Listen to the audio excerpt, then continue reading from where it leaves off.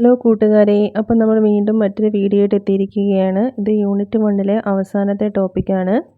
അതായത് development of sociology. അതിനകത്ത് ആ യൂണിറ്റിലെ അവസാനത്തെ ടോപ്പിക്കായ എൻലൈറ്റ്മെൻറ്റ് ആൻഡ് റെനൈസൻസ് അതാണ് നമ്മൾ ഇന്ന് എടുക്കാൻ പോകുന്നത്. അപ്പോൾ എല്ലാവരും നന്നായിട്ട് ക്ലാസ് ശ്രദ്ധിക്കുക, കമൻറ്റുകൾ ഇടുക, ലൈക്ക് ചെയ്യുക, ഷെയർ ചെയ്യുക, സബ്സ്ക്രൈബ് ചെയ്യുക. അപ്പോൾ വീണ്ടും നിങ്ങൾക്ക് ഇതുപോലുള്ള ഫലപ്രദമായ ഉപയോഗപ്രദമായ വീഡിയോസ് കാണാൻ സാധിക്കുന്നതായിരിക്കും. അപ്പോൾ നമുക്ക് വീഡിയോയിലേക്ക് പോകാം. ഫസ്റ്റ് തന്നെ ഒരു ഇൻട്രൊഡക്ഷൻ പറയാം. അതായത് renaissance was a cultural movement that started in Italy and spread through Europe. It marked a revival of interest in the classical art, literature and learning of ancient Greece and Rome. The key characteristic of renaissance include. അതായത് നവോത്ഥാനം 14-ാം നൂറ്റാണ്ട് മുതൽ 17-ാം നൂറ്റാണ്ട് വരെയാണ് നവോത്ഥാനത്തിൻ്റെ ഒരു ഉയർത്തെഴുന്നേൽപ്പ് അല്ലേ. അത് യൂറോപ്പിലുടനീളം വ്യാപിച്ചു. ഇറ്റലിയിലാണ് അത് ആരംഭിച്ചത്. അതായത് യൂറോപ്പിലുടനീളം വ്യാപിച്ച ഒരു സാംസ്കാരിക പ്രസ്ഥാനമായിരുന്നു നവോത്ഥാനം. പുരാതന ഗ്രീസിലെയും റോമിലെയും ക്ലാസിക്കൽ കല, സാഹിത്യം, പഠനം എന്നിവയിലെ താൽപ്പര്യത്തിൻ്റെ പുനരുജ്ജീവനത്തെ ഇത് അടയാളപ്പെടുത്തി. നവോത്ഥാനത്തിന് പ്രധാന സവിശേഷതകൾ ഉണ്ട്. അത് നമുക്ക് എന്തൊക്കെയാണെന്ന് നോക്കാം. അതുപോലെ എൻലൈറ്റ്മെൻറ്റ്, ദ റെനൈസൻസ്, അതായത് ജ്ഞാനോദയവും നവോത്ഥാനവും യൂറോപ്യൻ ചരിത്രത്തിലെ സുപ്രധാന കാലഘട്ടങ്ങളായിരുന്നു. അത് ഒരു അച്ചടക്കം എന്ന നിലയിൽ സാമൂഹ്യശാസ്ത്രം എന്ന് ഉദ്ദേശിക്കുന്നത് സോഷ്യോളജിയാണ്. സോഷ്യോളജിയുടെ വികാസത്തെ സാരമായി സ്വാധീനിച്ചു. അപ്പോൾ അതാണ് നമ്മുടെ യൂണിറ്റിൽ നമ്മൾ ഡിസ്കസ് ചെയ്യുന്നത്, ഡെവലപ്മെൻറ്റ് ഓഫ് സോഷ്യോളജി. ഓക്കെ, ഇത് സോഷ്യോളജിയുടെ ഒരു ഉദയം, അതെങ്ങനെയൊക്കെയാണ് റെനസൻസും അതുപോലെ തന്നെ എൻലൈറ്റ്മെൻറ്റും കാരണമായത്. അതായത് നവോത്ഥാനം എങ്ങനെയാണ്, അല്ലെങ്കിൽ ജ്ഞാനോദയം, എൻലൈറ്റ്മെൻറ്റ് എങ്ങനെയാണ് സോഷ്യോളജിയുടെ ഡെവലപ്മെൻറ്റ് കാരണമായെന്നാണ് ഈ യൂണിറ്റിൻ്റെ അവസാന ഭാഗത്ത് നമ്മൾ പഠിക്കുന്നത്. അതായത് the Renaissance 14 to 17th century. അതായത് ഹ്യൂമാനിസം, മാനവികത, അതായത് മനുഷ്യൻ്റെ കഴിവുകളിലും നേട്ടങ്ങളിലും ശ്രദ്ധ കേന്ദ്രീകരിക്കുന്നു. അതായത് A focus on human potential and achievements. ഈ ഭൗതിക പ്രസ്ഥാനം ക്ലാസിക്കൽ ഗ്രന്ഥങ്ങളുടെ പഠനം, വ്യക്തിയുടെ മൂല്യം, അറിവ് തേടൽ എന്നിവയ്ക്ക് ഊന്നൽ നൽകി. അതായത് the intellectual movement emphasised the study of classical text. അതുപോലെ തന്നെ the value of individual and pursuit of knowledge. അതായത് നമുക്കറിയാം ഇൻ്റലക്ച്വൽ മൂവ്മെൻ്റ് എന്ന് പറയുന്നത് ക്ലാസിക്കൽ ഗ്രന്ഥങ്ങളുടെ പഠനത്തിനും വ്യക്തിയുടെ മൂല്യം, അതായത് എന്താണ് വാല്യൂ ഓഫ് ഇൻഡിവിജ്വൽ, അതുപോലെ തന്നെ പെർസ്യൂട്ട്, അറിവ് നമുക്ക് എങ്ങനെയൊക്കെ നോളേജ് നേടാം, ഇതിനെയൊക്കെയാണ് കൂടുതലായിട്ട് പ്രാധാന്യം നൽകിയത്. അത് 14 to 17th century കാലഘട്ടങ്ങളിലാണ് റെനസൻസ് ഉദയം ചെയ്തത്. അടുത്തത് ആർട്ട് ആൻഡ് സയൻസ്, അതായത് കലയും ശാസ്ത്രവും. കലയുടെ ശാസ്ത്രത്തിൻ്റെയും അഭിവൃദ്ധി ഉണ്ടായി. അതായത് there was A flourishing of arts and science. The notable figures such as ലിയാൻഡോ da Vinci, Michelangelo and Galileo making significant contributions. അതായത് ലിയാൻഡോ ഡാവിഞ്ചി, മൈക്കലാഞ്ചലോ, ഗലീലിയോ തുടങ്ങിയ പ്രമുഖർ കാര്യമായ സംഭാവനകൾ നൽകി. അപ്പോൾ നമുക്കറിയാം ഇവരൊക്കെ ചിത്രകലയിലും അതുപോലെ തന്നെ സാഹിത്യത്തിലൊക്കെ പ്രശസ്തരായ ആൾക്കാരാണ്. ഇവരുടെയൊക്കെ കലകൾക്ക്, അതായത് ആർട്ടും അതുപോലെ തന്നെ സയൻസ്, ഗലീലിയോ നമുക്കറിയാം സയൻസിൽ, അതായത് ആസ്ട്രോണമി, അതിലാണ് അദ്ദേഹം കൂടുതലായിട്ട് തിളങ്ങിയിരുന്നത്. വാനനിരീക്ഷണം അല്ലേ, അതിലാണ് ഗലീലി കൂടുതലായിട്ട് സംഭാവന നൽകിയിരിക്കുന്നത്. അപ്പോൾ അതിലൊക്കെ കൂടുതൽ പ്രാധാന്യം കൊടുക്കാൻ സാധിച്ചു. അടുത്തത് എക്സ്പ്ലോറേഷൻ ആൻഡ് ഡിസ്കവറി. അപ്പോൾ എക്സ്പ്ലോറേഷൻ എന്ന് പറഞ്ഞാൽ നമ്മൾ ഇൻഡെപ്തിൽ ഒരു കാര്യം സ്റ്റഡി ചെയ്യുക. എക്സ്പ്ലോറേഷൻ സ്റ്റഡി എന്ന് പറഞ്ഞാൽ ഡീറ്റെയിൽ ആയിട്ട് പഠിക്കുക. ഡിസ്കവറി പുതിയ കണ്ടുപിടുത്തങ്ങൾ കണ്ടുപിടിക്കുക, അതായത് പര്യവേഷണം കണ്ടെത്തലും. This period saw the age of exploration. അതായത് പര്യവേഷണത്തിൻ്റെ യുഗമെന്നാണ് ഈ ഒരു കാലഘട്ടം അറിയപ്പെട്ടത്. അതുപോലെ തന്നെ the figures like Christopher Columbus and Vasco da Gama expanding the known world. അപ്പോൾ നമ്മൾ കൊളംബസിൻ്റെയും വാസ്കോ ഡ ഗാമയുടെ സഞ്ചാരവും അവർ കണ്ടുപിടിച്ച പുതിയ പുതിയ സ്ഥലങ്ങൾ, അങ്ങനെ വാസ്കോ ഡ ഗാമ ഇന്ത്യയിലെത്തുന്നു അല്ലേ, നമുക്കറിയാം അവിടെ കച്ചവടവും കാര്യങ്ങളൊക്കെ ആയിട്ട് നടക്കുന്നു. അപ്പോൾ അതാണ് ഈ ഒരു കാലഘട്ടത്തിൻ്റെ പ്രത്യേകത എന്ന് പറയുന്നത്. ആ ഒരു കച്ചവടം എന്ന് പറഞ്ഞാൽ ആ ഒരു എന്താ പറയുക, നാടുകൾ ചുറ്റുകയും വേൾഡ് വൈഡ് യാത്ര ചെയ്യുകയും പുതിയ പുതിയ കണ്ടുപിടുത്തങ്ങൾ നടത്തുകയും കച്ചവടങ്ങളും വ്യാപാര സ്ഥാപനങ്ങളൊക്കെ സ്ഥാപിക്കുന്നതിനൊക്കെ ഈ ഒരു കാലഘട്ടം തുടക്കം കുറിച്ചു. കാര്യങ്ങളൊക്കെ നടക്കുമ്പോൾ തന്നെ നമുക്കറിയാം സോഷ്യോളജിയിൽ കൂടുതൽ ഡെവലപ്മെൻ്റ് ഉണ്ടായി. കാരണം കൂടുതൽ ആളുകളായിട്ട് അവർ മിങ്കിൾ ചെയ്യുന്നു, കൂടുതൽ കാര്യങ്ങൾ പഠിക്കുന്നു, കണ്ടെത്തുന്നു, കൂടുതൽ സോഷ്യൽ ഇൻട്രാക്ഷൻസ് നടക്കുന്നു, സോഷ്യൽ കമ്മ്യൂണിറ്റീസ് നടക്കുന്നു, സോഷ്യൽ സ്ട്രാറ്റിഫിക്കേഷൻ നടക്കുന്നു. അങ്ങനെ സോഷ്യോളജിയിൽ നല്ല മാറ്റങ്ങൾ ഉണ്ടാക്കാൻ സാധിച്ചു. ഇനി അടുത്താണ് എൻലൈറ്റ്മെൻറ്റ്. നമ്മൾ എൻലൈറ്റ്മെൻറ്റിനെ കുറിച്ച് കൂടുതൽ കാര്യം ഫസ്റ്റ് വീഡിയോയിൽ രണ്ടാമത്തെ വീഡിയോയിലൊക്കെ ഡിസ്കസ് ചെയ്തിട്ടുണ്ടായിരുന്നു. അപ്പോൾ 17-18 നൂറ്റാണ്ടുകളിൽ യൂറോപ്യൻ ആധിപത്യം പുലർത്തിയ ഒരു ഭൗതിക ദാർശനികമായ പ്രസ്ഥാനമായിരുന്നു യുക്തിയുടെ യുഗം എന്നറിയപ്പെടുന്ന ജ്ഞാനോദയം. Okay, the enlightenment known as the age of reason was an intellectual and philosophical movement that dominated Europe in the 17th and 18th centuries. Okay, അധികാരത്തിൻ്റെയും നിയമസാധുതയുടെയും പ്രാഥമിക സ്രോതസ്സുകളായി അത് യുക്തി, ശാസ്ത്രം, വ്യക്തിഗത അവകാശങ്ങൾ എന്നിവയ്ക്ക് ഊന്നൽ നൽകി. അതായത് എന്താണ്, it emphasized the reason, science and individual right as a primary source of authority and legitimacy. അപ്പോൾ നമുക്കറിയാം എൻലൈറ്റ്മെൻറ്റ് എന്ന് പറഞ്ഞാൽ പുതിയൊരു പുതിയൊരു ഉദയം അല്ലേ, പുതിയൊരു ചിന്തയ്ക്ക് ഉദയം നൽകുക. അതായത് ഇതുവരെ മനുഷ്യർ വിശ്വസിച്ചിരുന്നതൊക്കെ അത്ര ശരിയല്ല, തെറ്റായിരുന്നുവെന്നും പുതിയ ശാസ്ത്രം എന്ന് പറയുന്ന ഒരു കാര്യത്തിൽ വിശ്വസിക്കാൻ തുടങ്ങി. റിയൽ ആയിട്ടുള്ള കാര്യങ്ങളിൽ മനുഷ്യർ വിശ്വസിക്കാൻ തുടങ്ങി. അതായത് സ്പിരിച്വലിന്, ഗോഡ്, റിലീജിയൻ, അതൊക്കെ ആർക്കും അറിയില്ല, ഉണ്ടോ ഇല്ലയോ, എല്ലാവരും വിശ്വസിക്കുന്നു എന്ന് മാത്രമേ ഉള്ളൂ. അപ്പോൾ റിയലായിട്ട് കാണുന്ന കാര്യങ്ങളിൽ, മെറ്റീരിയൽ വേൾഡിലൊക്കെ ജനങ്ങൾ വിശ്വസിക്കാൻ തുടങ്ങി, ഫിസിക്കൽ വേൾഡിൽ വിശ്വസിക്കാൻ തുടങ്ങി, കാണുന്നതാണ് സത്യം എന്നുള്ള കാര്യത്തിൽ വിശ്വസിക്കാൻ തുടങ്ങി. അതിനെയാണ് നമ്മൾ യുക്തിവാദം എന്ന് പറയുന്നത്. അതായത് എൻലൈറ്റ്മെൻറ്റിൻ്റെ ഒരു ഉദയം അല്ലേ.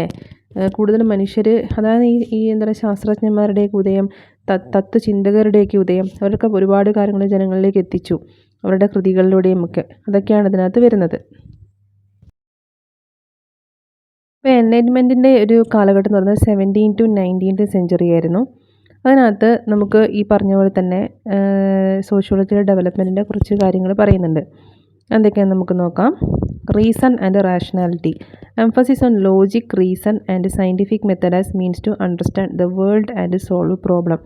യുക്തിയും എന്താണ് പറയുക, ലോകത്തെ മനസ്സിലാക്കാനും പ്രശ്നങ്ങൾ പരിഹരിക്കാനുമുള്ള മാർഗം എന്ന നിലയിൽ യുക്തി, ശാസ്ത്രീയ രീതി എന്നിവയിൽ ഊന്നൽ നൽകുന്നു. അതായത് റീസൺ ആൻഡ് റാഷണാലിറ്റി, സയൻസിന് കൂടുതൽ എംഫസിസ് കൊടുത്തു.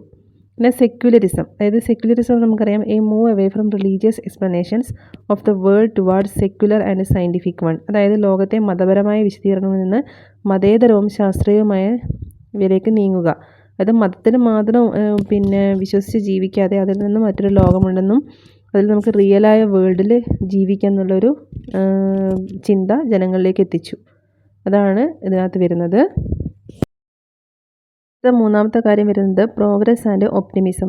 Belief in progress and the potential for human improvement through education, science and rational thought. ഇത് പുരോഗതിയും ശുഭാപ്തി വിശ്വാസവും അല്ലേ.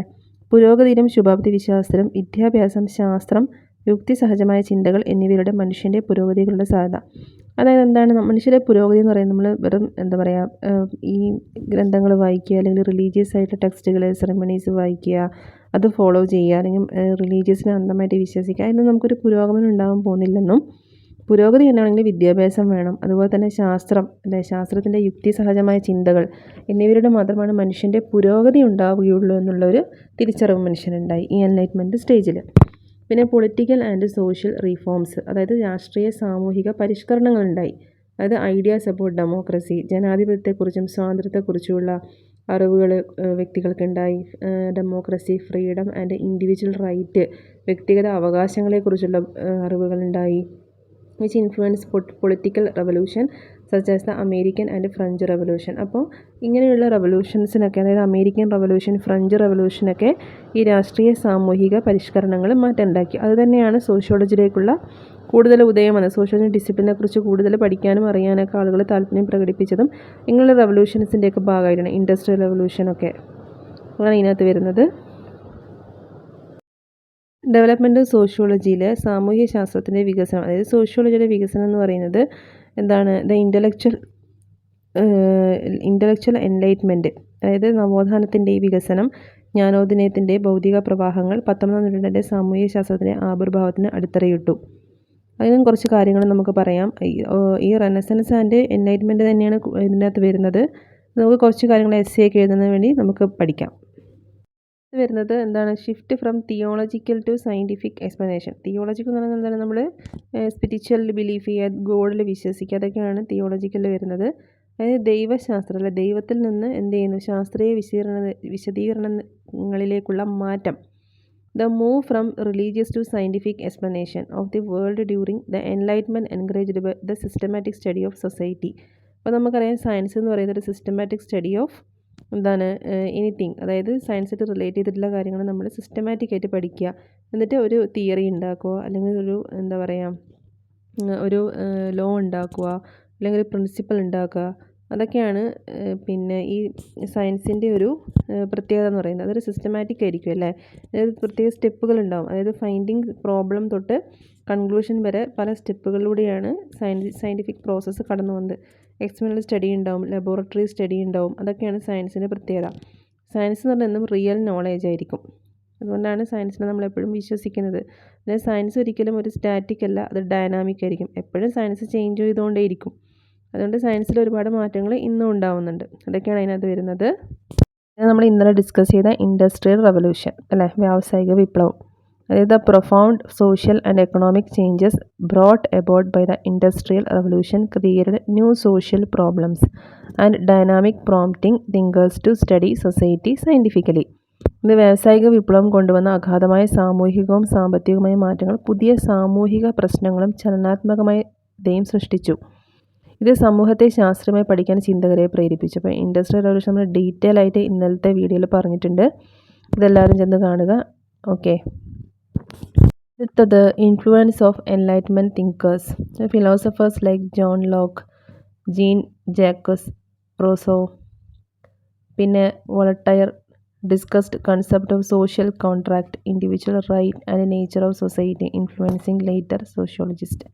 അതായത് John Locke, Jean Jacques Rousseau, Voltaire തുടങ്ങിയ തത്വചിന്തകർ സാമൂഹിക കരാർ, വ്യക്തിഗത അവകാശങ്ങൾ, സമൂഹത്തിൻ്റെ സ്വഭാവം എന്നിവയെക്കുറിച്ചുള്ള ആശയങ്ങൾ ചർച്ച ചെയ്തു.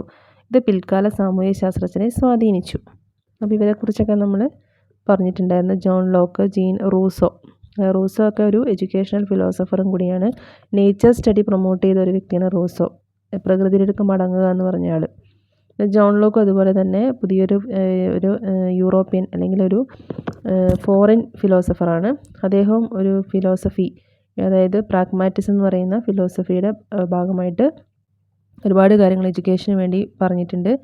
അദ്ദേഹം റിയാലിറ്റി, അതായത് എന്താ പറയുക, നമ്മുടെ ഈ പ്രാക്ടിക്കൽ സ്റ്റഡീസിനെ, അതായത് കണ്ടുകൊണ്ട് പഠിക്കുക അല്ലെ, ചെയ്തുകൊണ്ട് പഠിക്കുക, അതിനൊക്കെ പ്രൊമോട്ട് ചെയ്ത ആളാണ്. റൂസോ എന്ന് പറഞ്ഞാൽ നാച്ചുറലിസ്റ്റിക് ആണ്. നാച്ചുറലിസം എന്ന് പറയുന്ന ഒരു എഡ്യൂക്കേഷൻ ഫിലോസഫി റൂസോ കോൺട്രിബ്യൂട്ട് ചെയ്തിട്ടുണ്ട്. ഇവരുടെയൊക്കെ തത്വചിന്ത എന്ന് പറയുന്നത് എന്താണ്, ഈ പുതിയ പുതിയ കാര്യങ്ങൾ കണ്ടെത്തുക എന്നുള്ളതാണ്. അടുത്തത് ഫൗണ്ടേഴ്സ് ഓഫ് സോഷ്യോളജി. അപ്പോൾ നമ്മൾ ഓൾറെഡി പഠിച്ച പേരുകളൊക്കെ തന്നെയാണിത്.